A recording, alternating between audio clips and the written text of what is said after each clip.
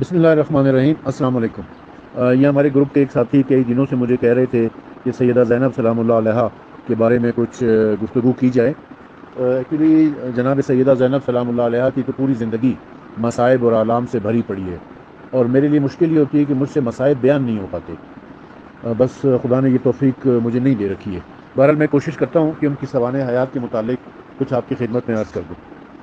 جناب سیدہ زینب سلام اللہ علیہا حضرت علی بن ابی طالب علیہ السلام اور جناب سیدہ فاطمہ زہرا سلام اللہ علیہا کی دختر تھی، اور آپ کی سب سے بڑی بیٹی تھی۔ امام علی علیہ السلام اور سیدہ فاطمہ زہرا کے 2 بیٹے اور 2 بیٹیاں تھیں۔ سب سے بڑے بیٹے امام حسن علیہ السلام، اس کے بعد امام حسین علیہ السلام، اس کے بعد سیدہ زینب سلام اللہ علیہا، یعنی اولاد میں تیسرے نمبر پر تھیں لیکن بیٹیوں میں سب سے بڑی تھی، اور چوتھے نمبر پر سیدہ ام کلثوم سلام اللہ علیہا۔ آپ جناب محمد مصطفیٰ صلی اللہ علیہ وآلہ وسلم کی سب سے بڑی نواسی ہیں۔ اس حیثیت سے آپ پسماندگان حسین میں سب سے زیادہ نمایاں شخصیت کی حامل ہیں۔ جب آپ کے جد بزرگوار جناب رسالت مآب صلی اللہ علیہ وآلہ وسلم اور ان کے چند مہینے کے بعد آپ کی والدہ گرامی سیدہ فاطمہ زہرا سلام اللہ علیہا کی وفات ہوئی تو اس وقت سیدہ زینب سلام اللہ علیہا بہت کم سن تھی۔ ان کے بعد آپ کے والد ماجد حضرت علی بن ابی طالب علیہ السلام کے زیر سایہ آپ نے تربیت پائی ہے، اور حضرت کی شادی یعنی سیدہ زینب سلام اللہ علیہا کی شادی آپ کے علی علیہ السلام کے حقیقی بھتیجے حضرت عبداللہ ابن جعفر طیار کے ساتھ ہوئی ہے، اور ان سے آپ کے 2 بیٹے تھے، اون اور محمد۔ اون اور محمد یہ دونوں بیٹے آپ کے کربلا میں شہید ہوئے تھے۔ حضرت علی علیہ السلام کی محبت اور شفقت کے لحاظ سے سیدہ زینب سلام اللہ علیہا کے ساتھ تقریباً امام حسن اور امام حسین کے برابر کا ہی برتاؤ کیا کرتے تھے۔ چنانچہ اپنی شہادت سے قبل ماہ رمضان میں آپ نے افطار کے دنوں کو جو اپنی اولاد میں تقسیم فرمایا تھا وہ اس طرح کہ ایک رات امام حسن کے ہاں افطار فرماتے، ایک رات امام حسین کے ہاں افطار فرماتے، ایک رات عبداللہ ابن جعفر طیار کے مکان پر یعنی اپنی صاحبزادی سیدہ زینب سلام اللہ علیہا کے گھر میں افطار فرمایا تھا۔ واقع کربلا تک کم و بیش 50 برس کی طولانی مدت میں غیر معمولی واقعات پیش آئے، اور ان میں آپ نے غیر معمولی قوت برداشت کے مناظر کا کم از کم 3 زندہ مثالوں میں برابر مشاہدہ فرمایا، یعنی رسول اکرم صلی اللہ علیہ وسلم کی شہادت، پھر اس کے بعد سیدہ فاطمہ زہرا سلام اللہ علیہا کی شہادت، پھر اس کے بعد مولا علی مشکل کشا کی شہادت۔ تو یہ 3 بڑے سانحات تھے جو سیدہ زینب سلام اللہ علیہا کی زندگی میں گزرے ہیں۔ اس کے علاوہ آپ دیکھیں کہ کوفہ میں جو آپ کا پیریڈ تھا، کوفہ میں جو امام علی علیہ السلام جب تشریف لے گئے تھے تو وہاں سیدہ زینب نے اپنے گھر کے اندر ہی ایک مدرسہ، ایک انسٹیٹیوٹ، ایک ادارہ بنا رکھا تھا جس میں وہ کوفے کی خواتین کو بلایا کرتی تھی اور انہیں قرآن کی اور تفسیر کی اور حدیث کی اور فقہ کی تعلیم دیا کرتی تھی۔ یعنی ایک معلمہ کے طور پر آپ کوفے میں بڑی مشہور و معروف ہو گئی تھی خواتین کے اندر، کہ آپ نے تقریباً کوفے کی خواتین کو جو شرعی مسائل اور احکام تھے، جو قرآن کی تفسیر تھی، جو احادیث تھیں، وہ بتائی تھیں اور سمجھائی تھیں۔ تو اس طرح آپ کوفے کی معلمہ کے طور پر معروف تھی۔ مدینے سے لے کر کربلا تک سیدہ زینب سلام اللہ علیہا ہر منزل میں امام حسین علیہ السلام کے ساتھ ساتھ رہی ہیں۔ ان میں سے بعض واقعات میں آپ کا ذکر صفحہ تاریخ پر نمایاں طور سے نظر آتا ہے۔ چنانچہ قیام کربلا کے بعد ایک موقع وہ ہے کہ جب بہن نے بھائی کی زبانی وہ حسرت آمیز اشعار سنے جن کا مطلب یہ تھا کہ زمانے کا انداز صبح و شام یہی ہے کہ کوئی نہ کوئی لقمہ اجل ہوتا ہے اور ہر ذی روح کو اسی راستے پر جانا ہے۔ ان اشعار سے سیدہ زینب سلام اللہ علیہا نے محسوس کیا کہ بھائی خود اپنی سنانی یعنی اپنی داستان سنا رہے ہیں، آپ ہی تو اب ان سب کی جانشین ہیں۔ امام حسین علیہ السلام نے بہن کو تلقین صبر فرمائی۔ زینب نے کہا، کیوں بھائی، کیا بالکل آپ مرنے پر تیار ہو گئے ہیں؟ تو امام حسین علیہ السلام نے ایک عربی کی ضرب المثل پیش کی جس کا مطلب یہ ہے کہ اس کے سوا کوئی چارہ ہی کیا ہے۔ یہ سن کر سیدہ زینب سلام اللہ علیہا کی بے چینی اور بڑھی، اور کہا کہ ہائے غضب، اس کا مطلب یہ ہے کہ آپ کو زبردستی ہم سے چھین لیا جائے گا۔ یہ کہہ کر اپنے منہ پر تماچے مارے اور گریبان چاک کیا اور اتنا روئیں کہ بے ہوش ہو گئی۔ امام حسین علیہ السلام نے اپنی بہن کو لے جا کر امام زین العابدین علیہ السلام کے پاس بٹھایا اور انہیں تنبیہ کی کہ وہ امام زین العابدین کی تیمارداری کریں، جو اس وقت بہت زیادہ بیمار تھے، اتنے بیمار ہو گئے تھے کہ وہ بستر سے ہل بھی نہیں سک رہے تھے، تاکہ پھوپھی بتیجے کی تیمارداری میں مصروف ہو جائیں اور ان کی توجہ میدان کربلا میں ہونے والے واقعات کی طرف نہ ہو سکے۔ پھر 9 محرم کی عصر کو جب دشمن کی فوج نے حملہ کیا تو جناب زینب سلام اللہ علیہا ہی تھی جنہوں نے پاس آ کر امام حسین کو اس صورتحال کی طرف متوجہ کیا تھا۔ روز عاشور جب امام رخصت کے لیے تشریف لائے تو آپ نے سیدہ زینب سلام اللہ علیہا سے وہ پیراہن لے کر پہنا جو جا بجا چاک کر لیا تھا، جو سیدہ فاطمہ زہرا سلام اللہ علیہ نے خاص طور پر اپنے ہاتھوں سے سیا تھا اور امام حسین علیہ السلام کے لیے تھا۔ وہ پیراہن لے کر اسے آپ نے مختلف جگہ سے چاک کیا تاکہ دشمن لوٹنے کے وقت بوسیدہ ہونے کی وجہ سے شاید اس پیراہن کو نہ لیں اور آپ کی لاش کو برہنہ نہ کریں۔ اس کے بعد زینب کبریٰ سلام اللہ علیہ کی آنکھوں کے سامنے وہ مناظر پیش آئے جن کا تصور بھی لرزہ براندام کرنے کے لیے کافی تھا۔ بھائی کی شہادت، خیموں کی لوٹ اور پھر آتش زدگی اور اس کے بعد اسیری، ان تمام مراحل کو جناب سیدہ زینب سلام اللہ علیہ نے ضبط و صبر کے ساتھ طے کیا۔ 11 محرم کی صبح جب پسماندگان حسین قیدی بنائے جا چکے اور لوٹا ہوا قافلہ کوفے کی طرف روانہ کیا گیا تو قتل گاہ سے ہو کر گزرا کہ جہاں افواج یزید کی مقتولین کو دفن کیے جانے کے بعد شہدائے رائے خدا کی لاشیں بے غسل و کفن خاک و خون میں آلودہ چھوڑ دی گئیں۔ اس جگر خراش منظر سے بیمار ناتواں امام زین العابدین علیہ السلام کا وہ عالم ہوا کہ جسے دیکھ کر جناب زینب بےتاب ہو گئی اور دریافت کیا کہ اے یادگار رفتگان، یہ تمہاری کیا حالت ہے؟ روح تمہارے جسم سے پرواز کیا چاہتی ہے۔ بھتیجے نے جواب دیا، اے پھوپھی، اس منظر کو دیکھ کر کس طرح برداشت کروں کہ میرے پدر بزرگوار اور میرے چچا اور میرے بھائی غرض کے تمام عزیز اور اقارب کو دیکھ رہا ہوں کہ سب اس میدان میں اپنے خون میں نہائے بے دفن و بے کفن پڑے ہیں اور ان کا کوئی نگران ہے نہ پرسان ہے۔ اس نازک موقع پر جناب زینب سلام اللہ علیہ ہی کا کام تھا کہ انہوں نے امام زین العابدین کو تسلی اور دلاسا دیا۔ اس کے بعد کوفے کا بازار، حالانکہ اس سے پہلے آپ نے کسی مجمع میں کوئی تقریر نہ کی تھی، مگر جب آپ نے ماحول کے انتہائی خلاف ہونے کے باوجود تقریر شروع کی تو جتنا مجمع آپ کی حد نظر میں تھا آپ کے ایک ایک اشارے پر خاموش ہو گیا۔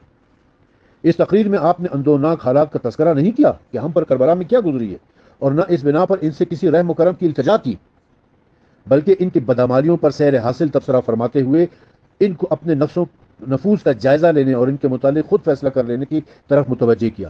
چنانچہ وہ آنکھیں جو قید کا تماشا دیکھنے کے لیے اٹھی تھیں وہ زمین میں گڑ گئیں، سب کی نظریں جھک گئیں اور مجمع میں ہر شخص اپنے آپ کو مجرم محسوس کرنے لگا۔ پھر دربار عام میں جب خاص طور پر ابن زیاد پلید نے گفتگو کی تو وہاں پر بھی آپ نے علوی فصاحت و بلاغت کے وہ جوہر دکھائے جن کا اپنے طریق پر ابن زیاد کو بھی اعتراف کرنا پڑا اور جن کا اس کے پاس سوائے ارادہ تشدد کے کوئی جواب نہ تھا۔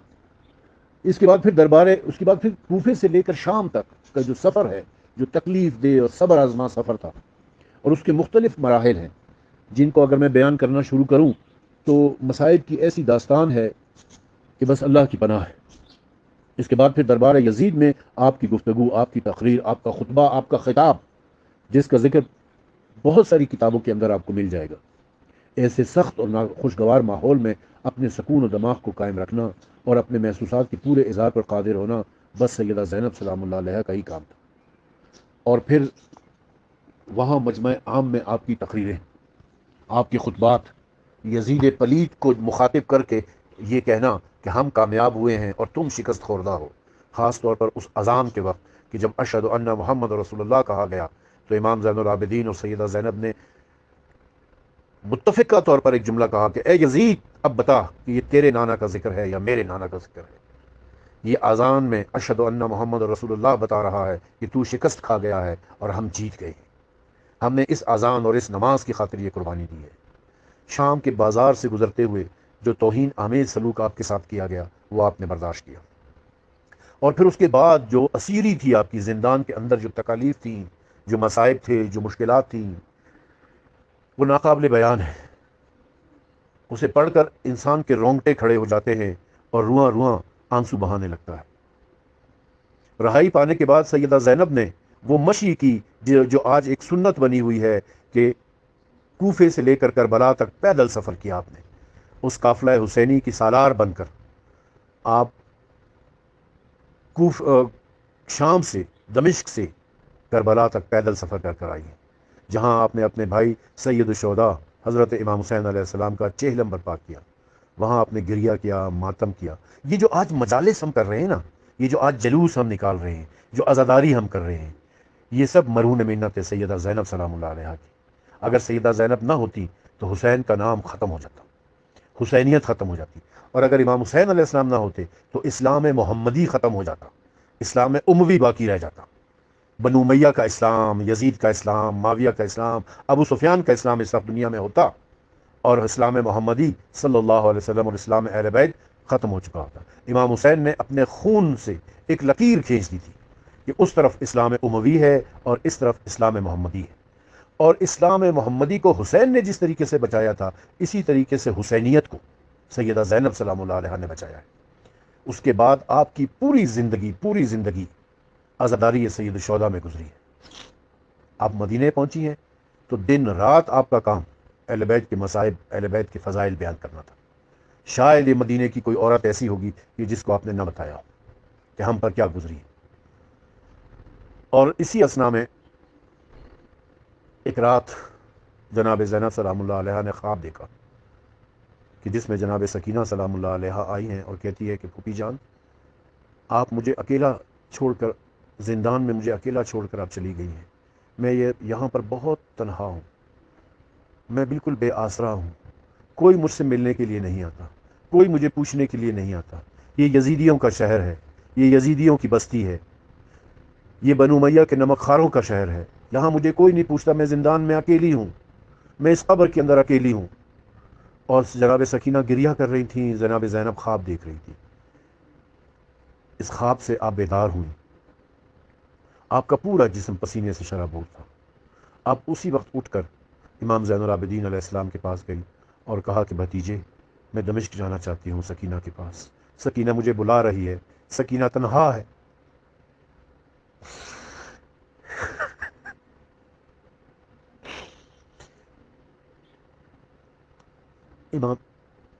امام زین العابدین علیہ السلام نے آپ کے لیے سواری کا بندوبست کیا اور بنی ہاشم کے کچھ جوانوں کے ساتھ اور بنی ہاشم کی کچھ خواتین کے ساتھ آپ کو دمشق روانہ کیا. دمشق پہنچ کر آپ سیدھا سیدہ سکینہ سلام اللہ علیہ کی قبر پہ گئی اور وہاں پھر آپ نے ایک مکان کرائے پر حاصل کیا اور اپنی روایت کے مطابق آپ نے شام میں دمشق میں عزاداری شروع کی. آپ خواتین کو بلاتی تھیں اور خواتین کے سامنے اپنے فضائل، اہل بیت کے فضائل اور اہل بیت کے مصائب بیان کرتی تھی. وہ خواتین اپنے گھروں میں جاتی تھی، اپنے مردوں کو بتاتی تھی. اور یہ سلسلہ جب طویل ہوتا گیا تو لوگوں کی ذہن سازی ہونے لگی. لوگ یزید تو مر چکا تھا اس وقت، لیکن بنو امیہ کے حکمران تو تھے جن کا ظلم و جبر موجود تھا، اور وہ بنو امیہ کے خلاف ایک لاوا پکنے لگا. لوگوں میں چیمی گوئیاں شروع ہو گئی کہ بنو امیہ کے حکمرانوں نے، یزید پلید نے اولاد رسول کے اوپر ظلم کیا ہے.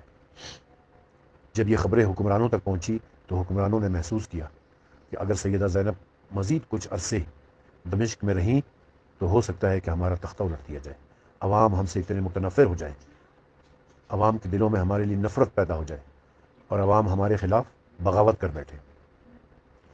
لہٰذا بنو امیہ کے حکمرانوں نے ایک سازش کے ذریعے سیدہ زینب سلام اللہ علیہ کو زہر دلوا دیا اور سیدہ زینب وہیں پر شہادت کے درجے پر فائز ہوئی. بنی ہاشم کے وہ جوان اور وہ خواتین جو آپ کے ساتھ گئی ہوئی تھیں، انہوں نے وہیں آپ کی قبر کھودی اور آپ کی تدفین کی. اور آج اس شام پر، آج اس دمشق پر سیدہ زینب کی حکمرانی ہے. وہ دمشق جہاں پر سیدہ زینب اسیر بن کر گئی تھی نا، آج وہاں پر سیدہ زینب کی حکمرانی ہے. کوئی جا کر دیکھے کہ کیسا روزہ ہے. سلام ہے سیدہ زینب.